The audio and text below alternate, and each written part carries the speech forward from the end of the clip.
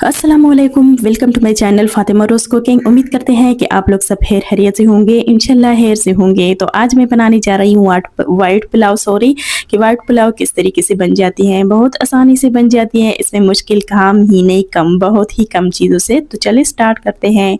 इसके लिए मैंने कढ़ाई गर्म करके रखी है, इसमें जाएगी तकरीबन हाफ कप के बराबर कुकिंग ऑयल। तो ऑयल को थोड़ा सा गर्म करती हूँ, इसके बाद जो है ना कुछ खुश्क मसाले हैं वो भी ऐड करती हूँ। हाफ टी स्पून ज़ीरा और 10 लौंग, 3 बदियान के फूल, 7 इलायची, 3 दालचीनी और 3 तेज़ पत्ते।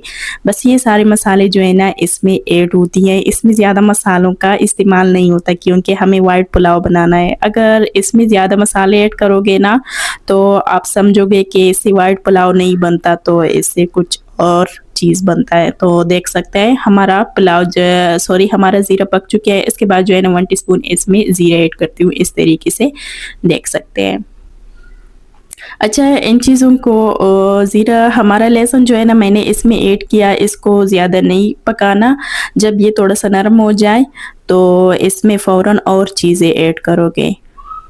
इसमें ऐड करती हूँ तकरीबन 3 प्याज मैंने काटी थी। तो देख सकते हैं अगर आपके साथ 2 बड़े प्याज हैं तो 2 भी ऐड कर सकते हैं, अगर छोटे हैं तो 3 भी ऐड कर सकते हैं, नो मसला। तो देख सकते हैं थोड़ा सा मिक्स करती हूँ कि हमारा प्याज थोड़ा सा नरम हो जाए। तो फिर इसके बाद जो है ना इसमें क्या चीज़ें ऐड करती हूँ बिल्कुल स्टेप बाय स्टेप बताऊँगी। तो देख सकते हैं प्याज जो है ना थोड़ा सा नरम होनी चाहिए, इसको ज़्यादा कलर नहीं देना। अब इसमें ऐड करती हूँ मटर। अच्छा, मटर जो है ना आजकल बहुत फ्रेश से बिल्कुल फ्रेश मटर आ जाती हैं।